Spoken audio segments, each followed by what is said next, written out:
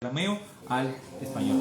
Y lo que tú ves ahora solo son revisiones que son para el lenguaje que va cambiando con el tiempo, pero tenemos las palabras inspiradas y preservadas de nuestro Dios y eso es algo reconfortante. Juan capítulo 13, el versículo 1 dice: antes de la fiesta de la Pascua, sabiendo Jesús que su hora había llegado para que pasase de este mundo al Padre, como había amado a los suyos que estaban en el mundo, los amó hasta el fin. Y cuando cenaban, como el diablo ya había puesto en el corazón de Judas Iscariote, hijo de Simón, que le entregase, sabiendo Jesús que el Padre le había dado todas las cosas en las manos, que había salido de Dios, y a Dios iba, se levantó en la cena, se quitó su manto y tomando una toalla, se la ciñó. Entonces nosotros vemos aquí que Jesús estaba bastante claro de lo que iba a suceder. De hecho, nosotros podemos leer en otros momentos y en otras ocasiones que más adelante él ora en Getsemaní, y él sabía perfectamente lo que iba a suceder con él, al punto en el que él empieza a transpirar, su sudor era como sangre, es decir, una condición médica que sucede en condiciones de estrés muy terribles. Jesús estaba perfectamente consciente de todo lo que iba a pasar y de que era su último momento con sus discípulos antes de que él muriera y de que él resucitara. Él sabía lo que iban a padecer sus discípulos, las dudas que ellos iban a enfrentar, y él, por supuesto, dejó las palabras más importantes para el final, como en algunas ocasiones quizás me has escuchado decir, pero las últimas palabras muchas veces son las más importantes. Si tú tuvieras que decir las últimas palabras a tu hijo, a tu hija, a tus padres, probablemente reservarías palabras muy importantes para ti. No serían cosas casuales, no serían cosas triviales. Te gustaría dejarles enseñanzas valiosas, sobre todo en esos últimos momentos, ya que no les vas a poder volver a ver. Ahora, Jesús les iba a ver después de la resurrección, pero sabía también las dudas y el sufrimiento y el hecho de que ellos iban a volver a sus trabajos. Él sabía todo lo que ellos iban a enfrentar, y es por eso que les dejó ciertas cosas que tú y yo también debemos guardar. Entonces él estaba organizando esta última cena. Me gusta siempre imaginar esto, entendiendo obviamente de que nosotros no estábamos ahí, no lo vimos, pero yo me imagino, y a veces esto me ayuda a recordar cuán humano era Jesús. Jesús comía como tú y como yo. Él sí es Dios, 100% Dios, 100% hombre, pero él comía como tú y como yo, tenía hambre, y él quería tener una última cena con sus discípulos, que más allá de ser alumnos, eran sus amigos, eran familia para él. Dice que les amó hasta el fin. Y es doloroso las despedidas, sabiendo también que su despedida no iba a ser un viaje, él iba a morir en una cruz, va a ser una muerte dolorosa. Y estamos aquí y Jesús quiere dejar un mensaje. Y él hace lo siguiente. En el versículo 4 dice que él se levantó, se quitó su manto, se tomó una toalla y se la ciñó. Entonces, cuando tú siempre lees en la Biblia la palabra ceñir, tienes que pensar con amarrar, ¿no? Entonces tú piensas cuando a veces tú lees, por ejemplo, en Efesios capítulo 6, que habla la armadura del Espíritu y dice: ceñidos vuestros lomos con la verdad. Ahí está hablando de, básicamente, la prenda que vendría a ser esa, es un cinturón. Entonces, ceñidos vuestros lomos con la verdad, está refiriéndose a eso, básicamente, de que tú debes colocarte este cinturón. Y cuando aquí hablaba de que se ciñó, muy posiblemente él se puso la toalla. Yo no sé cómo lo hacen los dibujos de los niños para ilustrar esta escena, pero se colocó la toalla probablemente cosa de que le quedara en su regazo. Y él dice que en el versículo 4 se la ciñó y luego puso agua en un lebrillo, comenzó a lavar los pies de los discípulos, a enjuagarlos con la toalla con que estaba ceñido. Entonces tú imaginarás que, siendo una zona muy árida, no sé si alguna vez has visto a lo mejor fotos de cómo es Israel, cómo es Jerusalén, las zonas donde ellos estaban, y eran zonas muy desérticas, muy secas, con mucho polvo, y entonces no era raro que su calzado se ensuciara y que sus pies quedaran cubiertos de polvo. Entonces Jesús estaba haciendo un buen gesto, y nunca hay que olvidar esto, porque es parte esencial de lo que Jesús quería enseñar. Esta era la labor de los siervos, no era la labor del líder de la casa, no era la labor de alguien importante. Colocándolo en ejemplos del día de hoy, si tú invitaras a una autoridad importante de nuestro país, el presidente, no sé, la autoridad que a ti se te ocurra, si esa persona entra por la puerta, tú no le pondrías a hacer esto, ¿me entiendes? Tú lo tratarías con respeto, tú lo tratarías con honor, dirías, wow. Entonces Jesús estaba haciendo algo, se podría decir, disruptivo. En el versículo 6 dice: entonces vino a Simón Pedro y le dijo: Señor, ¿tú me lavas los pies? A mí me gusta mucho esto porque hay que entender de que Pedro era bien emocional. Y aquí a Pedro inmediatamente le chocó esto. Él entendía las cosas, cómo funcionaban en el mundo. Y a veces está esta preconcepción de que si tú eres importante, tú no puedes servir. No, no puedes servir. Por ejemplo, si tú eres el jefe de una empresa, no, tú no puedes servir. Tú eres el jefe, tú mandas. Si tú eres el padre en el hogar, no, tú no puedes servir a tu esposa, a tus hijos, no, tú mandas. Si eres un profesor, no puedes servir a tus alumnos, ellos te tienen que hacer caso. Si eres un pastor, no, tú no puedes servir a la iglesia, ellos te tienen que obedecer. La Biblia dice obedecer a vuestros pastores. Entonces, esa preconcepción de que si tú tienes en algún lugar un puesto de importancia o de liderazgo, trae por sí mismo, de manera intrínseca, trae el hecho de que te tienen que servir y tú no puedes servir. Por eso Pedro dijo, no, ¿cómo Jesús me va a lavar los pies a mí? No, nada que ver, Él es el Maestro, Él es el Señor. En algunos versículos atrás, en algunos años atrás de la cronología, Él dijo, no, tú eres el Cristo, el Hijo de Dios. O sea, Él entendía quién era Jesús. Y dijo, no, tú no me puedes lavar los pies. ¿Sabes qué? De manera práctica, no es bueno de que nosotros tengamos ese concepto, de que si tú eres alguien que tiene liderazgo o tiene poder, tú no puedes servir. La Biblia enseña todo lo contrario. Voy a dar un ejemplo personal que yo viví una vez. Eso fue hace algunos meses atrás, yo estaba en mi práctica, y mi jefe es bien simpático, bien bueno para conversar.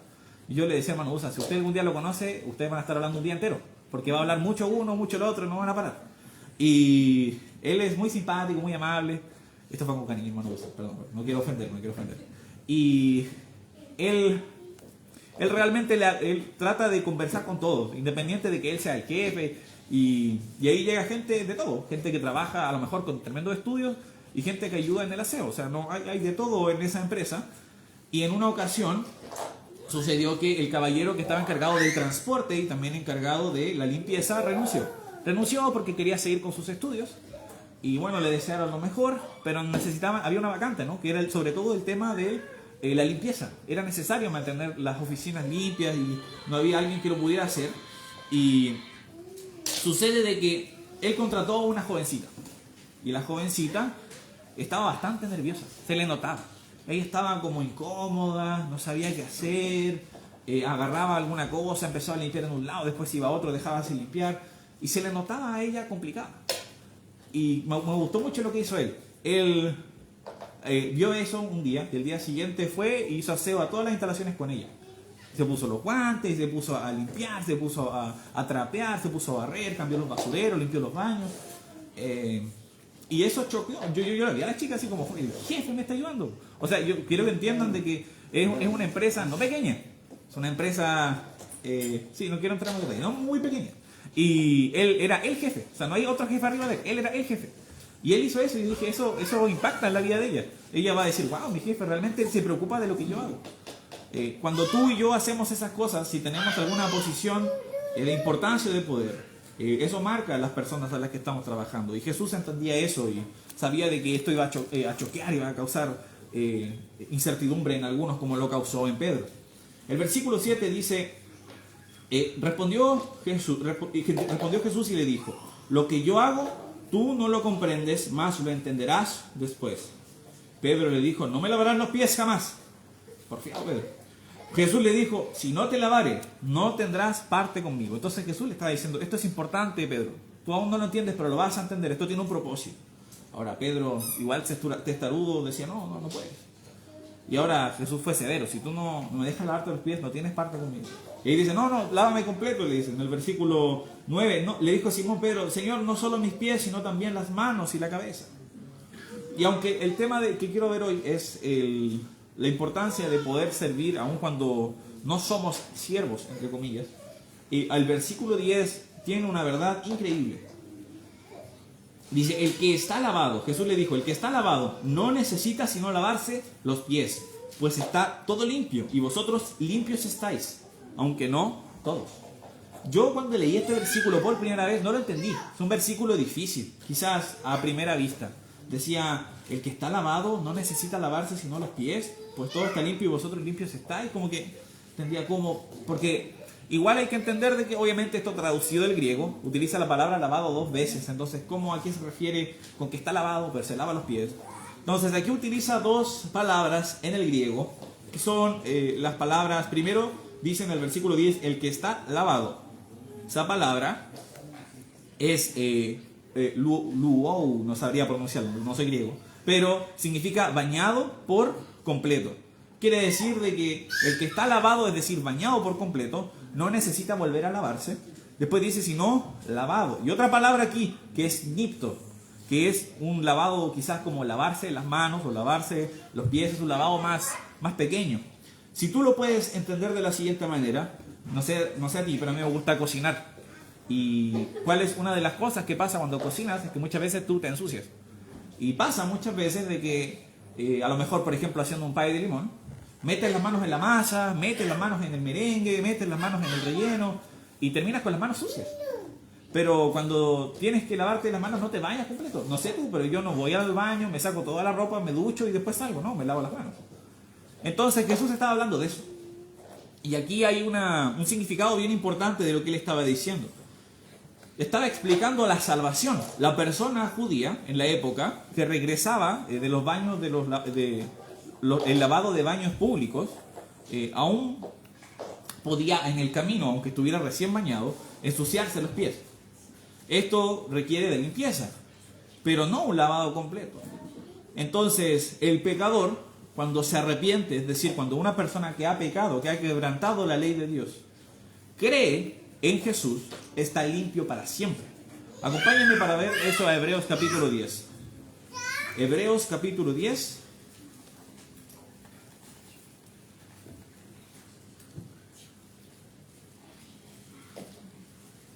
Hebreos 10.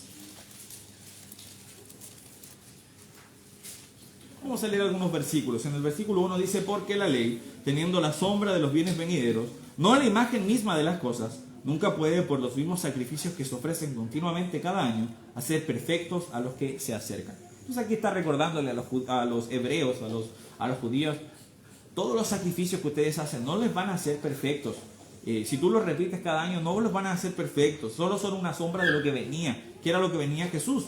En el 2 dice, de otra manera cesarían de ofrecerse. Lógico, si los sacrificios animales fueran suficientes para lavarnos de nuestros pecados, los judíos podrían haber hecho esos sacrificios y nunca más volver a hacerlos. Hubieran sido suficientes, pero no, tenían que hacerlos a cada rato. Dice, pues los que tributan este culto, limpios una vez, no tendrían más ya conciencia de pecado.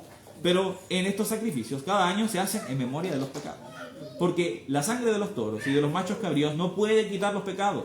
Por lo cual, entrando en el mundo, dice, sacrificio y ofrenda no quisiste, mas me preparaste cuerpo. Holocaustos y expiaciones por el pecado no te agradaron. Entonces dije, he aquí que vengo, oh Dios, para hacer tu voluntad, como en el rollo del libro está escrito de mí. Diciendo primero, sacrificio y ofrenda y holocaustos y expiaciones por el pecado no quisiste, ni te agradaron, las cuales cosas se ofrecen según la ley. Y diciendo luego, he aquí que vengo, oh Dios, para hacer tu voluntad. Quítalo primero para establecer lo último. Me gusta aquí, no siempre vas a encontrar la Biblia explicando la Biblia.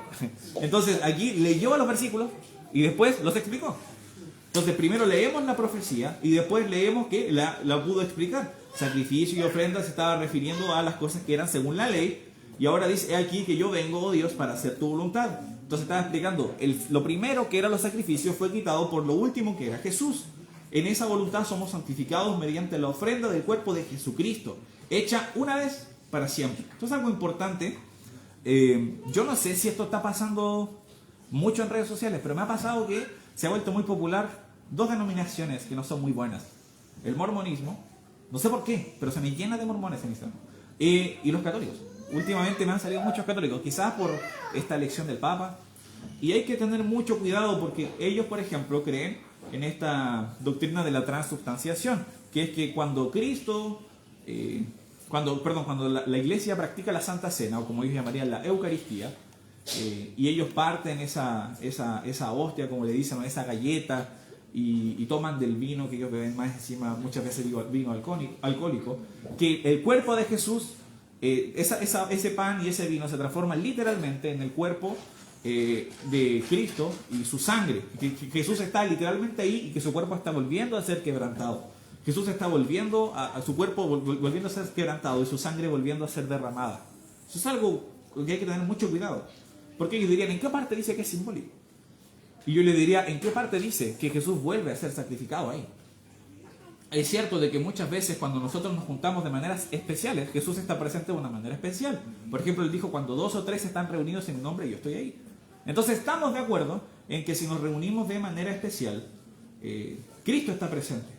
Pero el sacrificio de Jesús se hizo una sola vez, no más. Por eso lo dice en el versículo 10, hecho una vez para siempre. Dice, y ciertamente todo sacerdote está día tras día ministrando y ofreciendo muchas veces los mismos sacrificios que nunca pueden quitar los pecados. Pero Cristo, habiendo ofrecido una vez para siempre un solo sacrificio por los pecados, se ha sentado a la diestra de Dios. El sacrificio de Jesús es suficiente. ¿Sabes qué? Si tú crees en Él, Jesús no tiene que morir de nuevo si tú vuelves a pecar. En el momento en que tú decides colocar tu confianza en Jesús, es decir, soy un pecador, he quebrantado la ley de Dios, pero yo confío en Jesús, quien es mi Salvador, entonces Jesús no necesita morir de nuevo. Él ya pagó los precios de tus pecados pasados, presentes y futuros. Ahora tú solo tienes que confiar en Él, pero va a suceder, y todos nosotros lo sabemos, que en la vida cristiana no vamos a ser perfectos, ¿no? El Espíritu Santo empieza a santificar al creyente hasta llegar, hasta que nos muramos o hasta que Cristo venga. Y en ese proceso muchas veces vamos a fallar. Muchas veces nosotros no vamos a hacer lo que Dios quiere. Quizás tú sabes muy claramente que a Dios le desagrada la mentira, pero vas a mentir. Quizás vas a saber que a Dios le desagrada la codicia, pero vas a codiciar. Entonces, ¿qué es lo que Dios desea que hagamos en esa situación? Que nos lavemos los pies. No te estás ensuciando completo al pecar, es decir, no has perdido tu salvación. Pero Dios quiere que tú te laves los pies, es decir, que te deshagas de ese pecado para poder seguir caminando la vida cristiana. Y eso lo podemos leer en Primera de Juan. Acompáñenme, Primera de Juan, capítulo 1, el versículo 9. Dice Primera de Juan 1:9: si confesamos nuestros pecados, Él es fiel y justo para perdonar nuestros pecados y limpiarnos de toda maldad. De hecho, es importante porque el versículo 10 nos dice una verdad que es muy esclarecedora en este tema. Si decimos que no hemos pecado, le hacemos a Él mentiroso y su palabra no está en nosotros. Esto es importante porque esta carta está dirigida a hermanos para que ellos entiendan que son salvos. Y le está diciendo, si tú como hermano estás diciendo que no pecas, te estás haciendo mentiroso.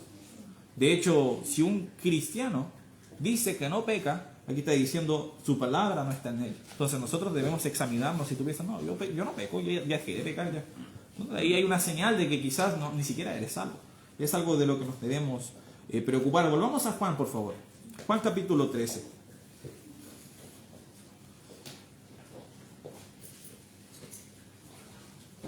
En Juan capítulo 13, nosotros habíamos quedado hasta el versículo 10. Entonces de ahí entendimos ese versículo, que el que está lavado no necesita sino lavarse los pies, pues está todo limpio y vosotros limpios estáis. Entonces está claro, si tú has creído en mí, no necesitas volver a obtener salvación, sino limpiar ese pecado que te está estorbando. Y dice, aunque no todos, haciendo referencia a Judas Iscariote, que le iba a traicionar. Dice, porque sabía que le iba a entregar, por eso dijo, no estáis limpios todos. Así que después de que les hubo lavado los pies, tomó su manto y volvió a la mesa y les dijo, ¿sabéis lo que os he hecho?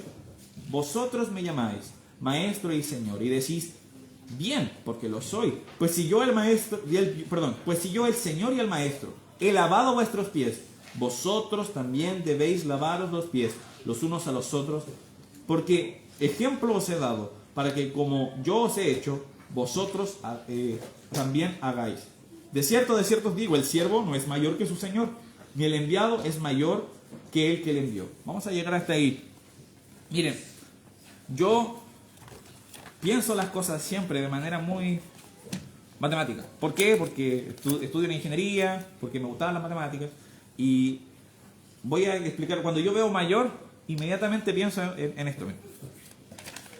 A lo mejor los que hacen homeschool lo recordarán, o los que revisan las pruebas de sus hijos. Este símbolo, ¿lo ven? ¿No? Sí. Significa mayor que o menor que, ¿no?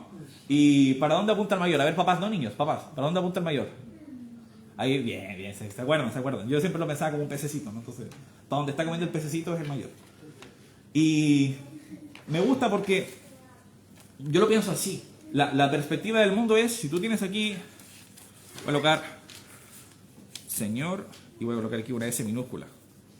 Entonces, esto es lo que dice el mundo, que el Señor es mayor que el siervo. Eso es lo que dice el mundo. Y es con lo que les digo, lo habitual. Aquí no hay nada raro. Volviendo al ejemplo que les di de este jefe que vi que ayudó a esta chica que estaba comenzando con el aseo, nadie habría dicho nada raro si él hubiera dicho, o por lo menos no hubiera ayudado, sino que le hubiera dicho, te recomiendo que lo hagas así, así, así, y se hubiera ido a su oficina a colocarse a su computador. Nadie habría dicho nada porque todo el mundo asume de que él es el jefe y cómo el jefe va a estar ayudando en esas cosas. A veces tenemos esa preconcepción. Y en ese mundo también, sobre todo con el tema de esclavos y libres, los siervos, los que trabajaban para la familia. Obviamente que el dueño, el señor, el patrón, el que tiene todo el dinero, el que es el jefe de la hacienda, si te lo puedes imaginar así, ¿cómo él va a estar sirviendo? Claramente él es mayor. Ahora, aquí hay una preconcepción súper importante. Y es que nadie es superior a otra persona. Aquí Jesús estableció algo tan importante que en la historia, por ejemplo, gracias a principios como estos, se erradicó la esclavitud. Si tú siempre, alguna vez alguien te dice, no, es que el cristianismo promovía la esclavitud, tú le tienes que leer Filemón y se va a quedar callado. Porque no es cierto. La Biblia, todo lo contrario.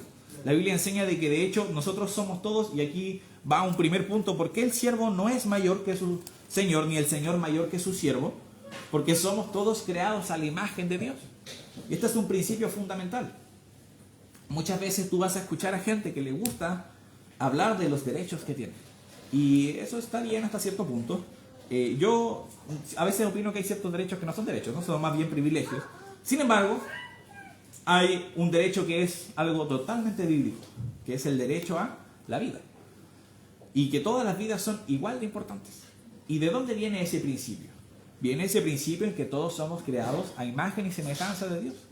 Cada bebé, cada persona, cada abuelo, cada ser que está en el vientre, cada niño, cada niña, no importa su estatus socioeconómico, su color de piel, su nación, son todos iguales a los ojos de Dios porque fueron creados a su imagen. Eso es importante. Y es por eso de que no hay nada importante, no hay nada que me haga más importante que esa otra persona. Si yo tengo al lado mío a una persona que vive en la calle, yo soy igual de importante para Dios que él. Si por el otro lado yo tengo a alguien muy importante, pongamos a un millonario, Elon Musk, lo tengo al lado. Para Dios yo soy igual de importante, porque él y yo hemos sido creados a la imagen de Dios. Entonces, esa preconcepción que hay en el ego humano de decir, no, él es inferior a mí, no es bíblica, es antibíblica. Y es por eso que Dios ataca esto. De hecho, si me puedes acompañar rápido al libro de Santiago, lo podemos ver brevemente.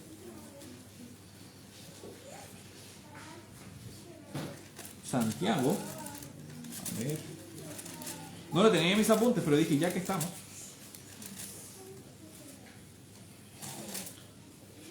En el capítulo 2 habla un poco acerca de esto. Dice, hermanos míos, que vuestra fe en vuestro glorioso Señor Jesucristo sea sin acepción de personas. Porque si en vuestra congregación entra un hombre con anillo de oro y con ropa espléndida, y también entra un pobre con vestido andrajoso, y miráis con agrado el que trae la ropa espléndida y le decís, siéntate tú aquí, en buen lugar, y decís al pobre, estate tú allí en pie, o siéntate aquí bajo mi estrado, ¿no hacéis distinción entre vosotros mismos y venís a ser jueces con malos pensamientos? Hermanos míos amados, oíd, ¿no ha elegido Dios a los pobres de este mundo para que sean ricos en fe y herederos del reino que ha prometido a los que le aman? Pero vosotros habéis afrentado al pobre. ¿No os oprimen los ricos? ¿No son ellos los mismos que os arrastran a los tribunales? ¿No blasfeman ellos el buen nombre que fue invocado sobre vosotros? Qué importante, y tú quizás podrías decir, eso no pasa tanto. Sí pasa, créeme que sí pasa. Ahora, yo sé que en el norte puede pasar más esto de lo socioeconómico. Yo en lo personal no lo he visto, no lo he experimentado, que te tratan diferente por tu estatus socioeconómico, quizás tú sí. Y sabes que eso no está bien. Pero algo que sí pasa mucho hoy en día, sobre todo con el boom, es las nacionalidades. La gente inmediatamente te trata diferente si vienes de otro país. Y dependiendo del país donde vienes, te tratan diferente. Si vienes de Estados Unidos, de Europa, oh, wow, adelante, pase, qué genial, ¿qué estás haciendo aquí? Visitando la Patagonia, así. Pero si es una persona de Venezuela, de Colombia, de Ecuador, de Perú, de Bolivia, no las tratamos así. Ojalá se vayan. ¿Sabes qué? Muchas veces la gente piensa eso. Y esto no tiene nada que ver con la delincuencia, tiene que ver con prejuicios que nosotros tenemos.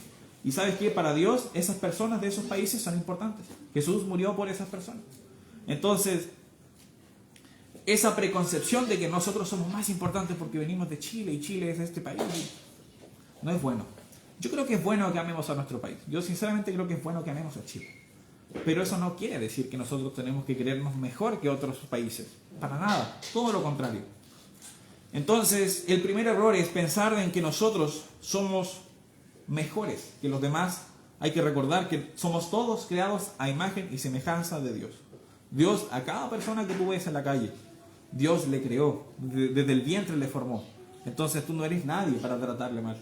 Es por eso de que la Biblia, si tú estudias nuevamente la historia, fue un gran ancla para poder eliminar la esclavitud o las conductas racistas, porque la Biblia en ningún momento ha avalado esas cosas. Ahora sí vas a encontrar, y me gustaría mencionarlo brevemente, en el Antiguo Testamento algunas reglas acerca de la esclavitud, pero al igual que con el divorcio, no quiere decir que a Dios le agrade, sino que Dios estaba colocando regulaciones sobre eso. Se entendía la dureza de los corazones de los hombres y colocó regulaciones para que las cosas se hicieran bien dentro de lo que se podía, con la eventual llegada de Cristo, la eliminación del pecado para todos aquellos que creen en Él y así poder seguir adelante eliminando y mejorando, porque al final, ¿cómo eliminamos la maldad? No se trata de ideas políticas, ni de movimientos, ni de ideologías, es a través de la limpieza de nuestros pecados por la sangre que Jesús derramó. Es la única manera de eliminar la maldad. Ok, entonces creados a la imagen de Dios. Segundo, ¿por qué el siervo no es mayor que su señor, ni el señor mayor que su siervo? Porque ambos son pecadores que necesitan redención. Es lógico. ¿Sabes por qué tú? No solo se trata de que esa persona está creada a la imagen de Dios, sino que esa persona es una pecadora, pero tú también. Me encanta mucho cuando nosotros leemos la historia de la mujer que había sido encontrada en adulterio y le querían apedrear. Y cuando le querían apedrear, la Biblia dice que Jesús escribió algo en la arena o en la tierra. Y la Biblia no nos dice qué escribió. Algunos creen que escribió los 10 mandamientos. Puede ser, tendría mucho sentido. Algunos otros creen que escribió los pecados de la gente que estaba ahí. También pudo haber sido. Pero él escribió algo. Y después él dice esta frase célebre que quizás has escuchado muchas veces, que el que estuviera libre de pecado, que tirara la primera piedra. ¿Sabes quién se quedó? Nadie. Solo se quedó Jesús. Porque sabes que todos somos pecadores. Si tú te atreves a jugar a alguien y a tratarle como alguien inferior, yo me puedo imaginar a Dios abriendo tu vida y empezar a simplemente a leer tus pecados. Imagínate, tú le dices, Señor, pero esa persona es así, así, ya sabe, por eso yo le trato así, porque es una persona macabra. Y Dios, sin ni siquiera decirte que está equivocado, tomara la vida de Ignacio, mentiroso, codicia mujeres, es avaricioso, es mentiroso de nuevo. Entonces, ¿te das cuenta, no? Inmediatamente nosotros nos encogeríamos y diríamos, wow, porque tenemos esta preconcepción de que somos mejores. Esto lo toqué un poquito la semana pasada, pero leímos un poco acerca de Habacuc. Y Habacuc tenía esta queja contra Dios, donde le decía, pero Señor, primero, ¿por qué hay tanta maldad? Dios dijo, tranquilo, yo voy a ocupar a los caldeos para juzgar la maldad de Israel. Después dijo, Señor, pero los caldeos, ellos son muchos peores. ¿Cómo vas a ocupar el impío para juzgar al que es más justo que ellos? Y ahí está el error. No hay justo en la tierra. No hay nadie que sea bueno.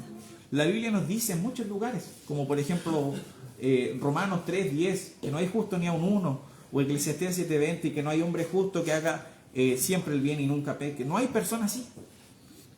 Entonces, cada vez que tú tengas este deseo, o sientas en tu corazón esta superioridad hacia alguien, y muchas veces esta superioridad puede venir, como les decía, primero por los prejuicios.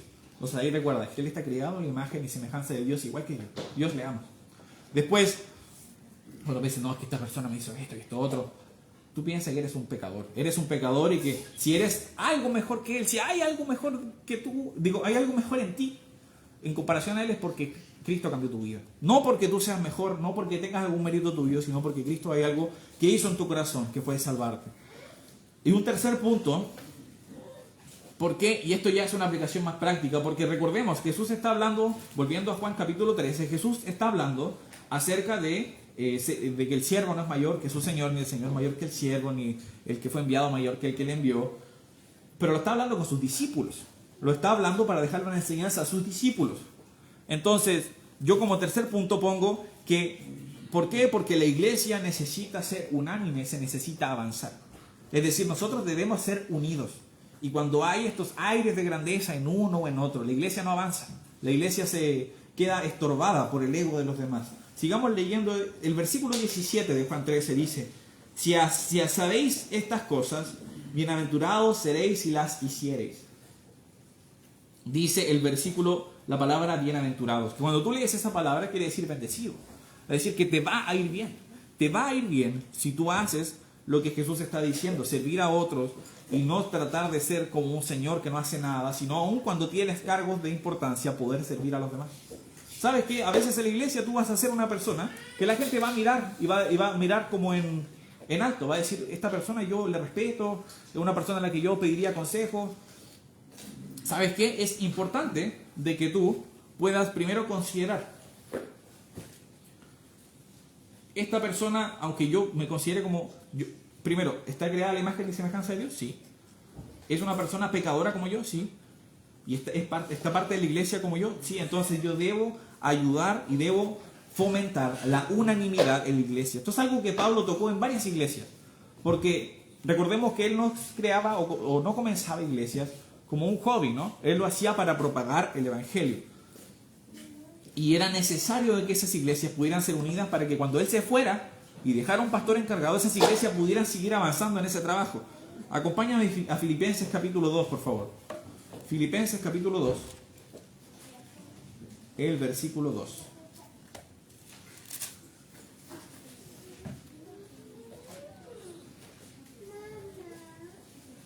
Veamos el 1 también, ya que lo complementa bien. Dice: por tanto, si hay alguna consolación en Cristo, si algún consuelo de amor, si alguna comunión del Espíritu, si algún afecto entrañable, si alguna misericordia, completad mi gozo sintiendo lo mismo, teniendo el mismo amor, unánimes, sintiendo una misma cosa. Entonces este versículo nos está diciendo: nosotros tenemos que estar dispuestos a tener una meta clara, a sentir lo mismo con los hermanos.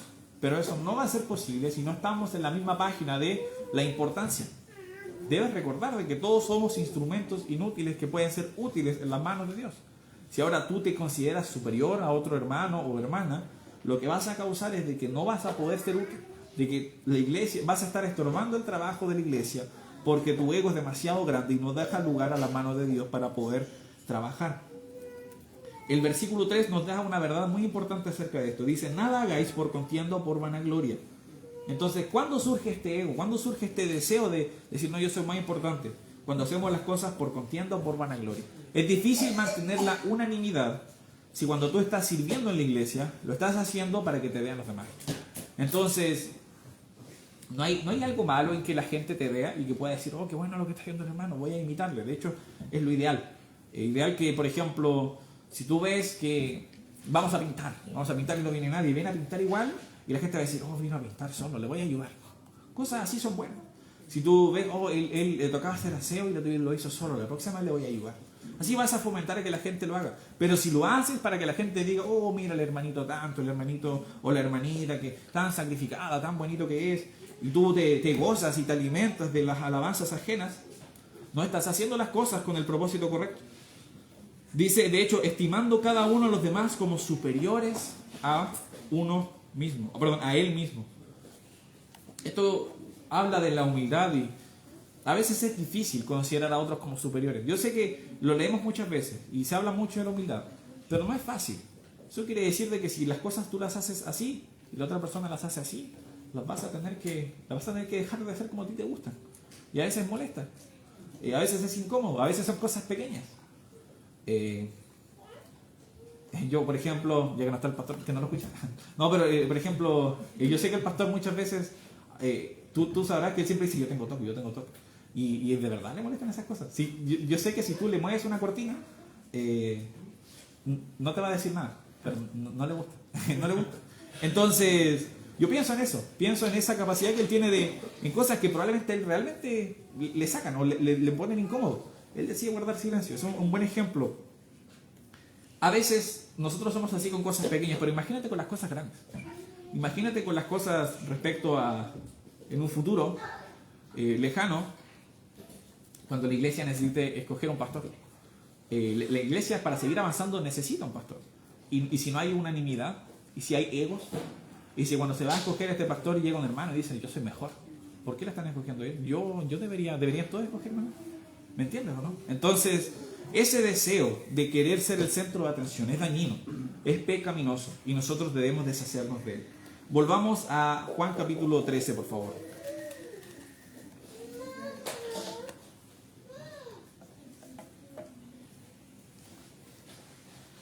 Dice el versículo 18, no hablo de vosotros, yo sé a quienes he elegido, más para que se cumpla la escritura, el que come pan conmigo levantó contra mí su calcañar. Estoy hablando de Judas. Desde ahora os lo digo antes que suceda, para que cuando suceda creáis que yo soy. De cierto os digo, el que reciba al que yo enviare, me reciba a mí. Y el que me reciba a mí, recibe al que me envió. Qué importante, aunque solo lo voy a mencionar brevemente para terminar, ya que hablamos de esto hace no mucho, pero qué importante es la hospitalidad y qué importante es el servicio. Una de las características principales de un líder y de una persona a cargo es el servicio, o por lo menos la característica bíblica. Probablemente, yo recuerdo en una de las clases estoy pensando, probablemente la gestión de proyectos. En la carrera una de las clases era gestión de proyectos. Y un profesor dijo, hagamos una lluvia de ideas. Diga las características de un líder. Y dijeron muchas cosas, pero nadie dijo servir. Nadie dijo siervo o servicio. Decían, a lo mejor, de hecho vi un acuerdo, dije humildad. Y como que quedaron, ¿humildad? Ya, lo colocaron. Como que no les convenció la palabra. Yo dije, ¿cómo que no? Es necesario que la persona sea capaz de servir y capaz de ser humilde. Y colocaron otras cosas como inteligente, como incluso cosas como empático, pero el servicio no estaba ahí. El mundo no ve el servicio como algo que se asocia con el liderazgo, pero aquí no se tranza, no es negociable. Si tú quieres ser un líder para Dios, no es negociable el servicio. No puedes ser un buen líder si tú no estás dispuesto a servir. Jesús dejó ese ejemplo, dijo, si ustedes me llaman maestro y señor, y está bien porque lo soy, y yo les he lavado los pies, ustedes también tienen que servirse así los unos a los otros, si no, no van a ser capaces de avanzar. Y yo quiero que dimensiones, entendiendo de que lo que lograron los discípulos es gracias a Dios, pero dimensiones las cosas que pudieron lograr esos 11 discípulos y luego 12 junto con Pablo. Ellos crearon básicamente la religión más grande de toda la historia, entendiendo de que hay ciertas ramificaciones y hay gente que cree cosas raras, estamos de acuerdo, pero Cristo es la persona más importante de todo el mundo. La Biblia es el libro más vendido en toda la historia, traducido en todos los lenguajes. Entonces, esto lo lograron porque estaban unánimes. Nosotros podemos lograr así de cosas así de grandes, pero necesitamos unanimidad y necesitamos servicio. Les pido que me acompañen orando, por favor.